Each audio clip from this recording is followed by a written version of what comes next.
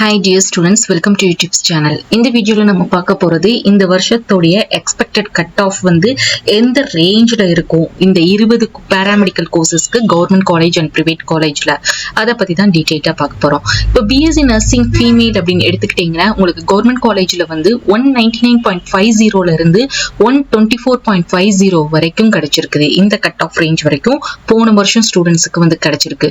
So நம்ம இந்த வருஷம் நம்மளும் ஓரளவுக்கு இந்த கட் ஆஃப் வந்து நம்ம எக்ஸ்பெக்ட் பண்ணலாம். பிரைவேட் காலேஜ் அப்படின்னு எடுத்துக்கிட்டீங்கன்னா 198.50 ல இருந்து 130 வரைக்கும் கிடைச்சிருக்குது. அதே இது BSc நர்சிங் மெயிலுக்கு வந்து பாத்தீங்கன்னா 196 ல இருந்து 157.50 கிடைச்சிருக்குது ஃபார் கவர்மெண்ட்டுக்கு. பிரைவேட்டுக்கு வந்து 199.153. பிஃபார்ம் வந்து கவர்மெண்ட்டுக்கு 199.50 to 159, பிரைவேட் காலேஜுக்கு 199.50 to 148. பிபிடி கவர்மெண்ட்டுக்கு வந்து 199 ல இருந்து 182.50 வரைக்கும் கிடைச்சிருக்குது. ஃபார் பிரைவேட்டுக்கு வந்து 196 ல இருந்து 131 கட் ஆஃப் வரைக்கும் கிடைச்சிருக்கு. ஆக்குபேஷன் தெரப்பி 193 ல இருந்து 182.28 கவர்மெண்ட்க்கு கிடைச்சிருக்கு. பிரைவேட்டுக்கு வந்து 180 ல இருந்து 140 வரைக்கும் கிடைச்சிருக்குது.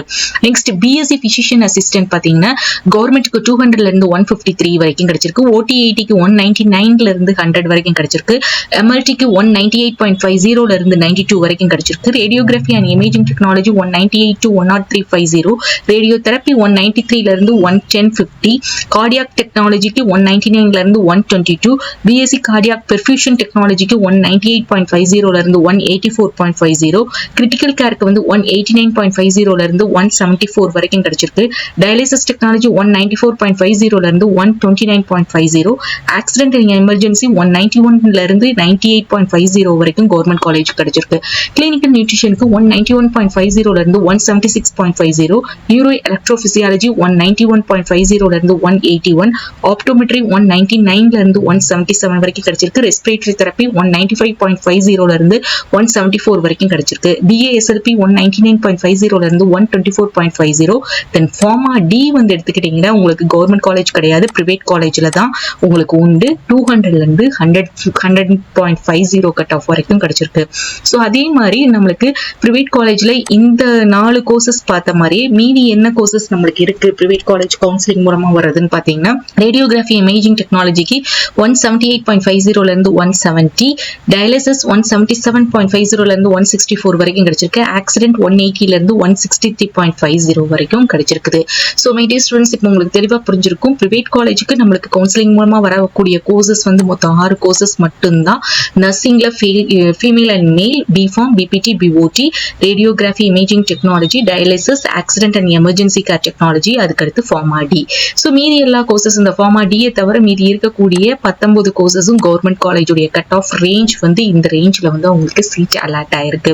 சோ நம்ம இதை பேஸ் பண்ணி பார்க்கும்போது இந்த வருஷம் நம்மளுக்கு கட் ஆஃப் அப்படிங்கிறது குறைஞ்சிச்சு. அதாவது பிசிக்ஸ், கெமிஸ்ட்ரி, பயாலஜி, இந்த பிசிக்ஸ் கெமிஸ்ட்ரியில கெமிஸ்ட்ரி சில டஃபா இருக்கு அப்படின்னு சொன்னீங்க. சோ இதை பேஸ் பண்ணி நம்மளுக்கு கட் ஆஃப் வந்து ஓவராலா குறைஞ்சிச்சு அப்படின்னு வச்சீங்கன்னா உங்களுக்கு கண்டிப்பா கட் ஆஃப் குறையதான் செய்யும். சோ இன் பிட்வீன் இந்த ரேஞ்ச்ல இருந்து நம்மளுக்கு என்ன ஆகும் அப்படின்னா கட் ஆஃப் வந்து குறைஞ்சிதான் நம்மளுக்கு இந்த ரேஞ்சை காமிக்கும். சோ நம்ம எதிர்பார்க்க கூடியது. சோ நம்மளுக்கு அப்படி இல்ல, நம்மளுக்கு கட் ஆஃப் ஓரளவுக்கு நல்ல கட் ஆஃப் நல்ல மாடரேட்டா தான் இருக்கும் அப்படின்னு பாத்தீங்கன்னா இந்த ரேஞ்சுக்குள்ள நம்மளுக்கு சீட்ஸ் வந்து அலாட் ஆகிறதுக்கு பாசிபிலிட்டிஸ் இருக்குது. சோ நம்மளுக்கு எனிவே நம்மளுக்கு இந்த கட் ஆஃப் அப்படின்னு பொறுத்த வரைக்கும் நம்ம ப்ரெடிக்ட் தான் பண்ண முடியுமே தவிர அக்யூரேட்டா இந்த கட் ஆஃபுக்கு இந்த கோர்ஸ் கிடைக்கும், இந்த காலேஜ் கிடைக்கும் அப்படிங்கறத நம்ம யூகிக்கவே முடியாது. சோ நம்மளுடைய 12th உடைய மார்க்ஸ் வந்ததுக்கு அப்புறம் நம்மளுடைய ரேஞ்சுமே என்ன ஆகும் அப்படின்னு பாத்தீங்கன்னா கட் ஆஃப் வந்து டிஃபர் ஆகும். சோ குறைஞ்சபட்சம் இதை எல்லாத்தையும் நம்ம அனலைஸ் பண்ணி பார்க்கும்போது கவர்மெண்ட் காலேஜா இருந்துச்சு அப்படின்னு வச்சீங்கன்னா above 175க்கு மேல உங்க கட் ஆஃப் இருந்தா நீங்க ஒரு சேஃபஸ்ட் ஜோன்ல இருக்கீங்க. அதே மாதிரி செல்ஃப் ஃபைனான்சிங் காலேஜ் அப்படின்னு எடுத்துக்கிட்டீங்கன்னா 170 அல்லது 160 அந்த மாதிரி ரேஞ்ச்ல வந்து நீங்க வச்சிருந்தீங்க, அது வரைக்கும் வச்சிருந்தீங்க அப்படின்னா நீங்க சேஃபஸ்ட் ஜோன்ல இருக்கீங்கன்னு அர்த்தம். ஹோப் உங்களுக்கு இந்த கண்டென்ட் யூஸ்ஃபுல்லா இருக்கும்னு நினைக்கிறேன்.